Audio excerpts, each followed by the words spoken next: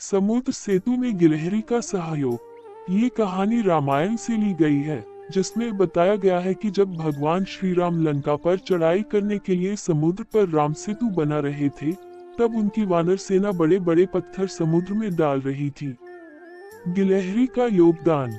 उसी समय एक छोटी गिलहरी भी सेतु बनाने में अपना योगदान देना चाहती थी। वो समुद्र किनारे जाकर अपने शरीर को गीला करती, फिर रेत में लौटकर अपने शरीर पर रेत चिपका लेती और सेतु की ओर जाकर उसे झाड़ देती। वानरों को ये देखकर हंसी आई और उन्होंने कहा कि इतनी छोटी गिलहरी के प्रयास से कोई लाभ नहीं होगा। लेकिन जब श्री राम ने ये दृश्य देखा तो वे गिलहरी की निष्ठा से बहुत प्रसन्न हुए।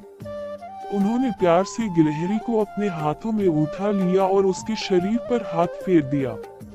कहा जाता है कि तभी से गिलहरी के शरीर पर 3 धारियां बन गईं, जो आज भी दिखाई देती है।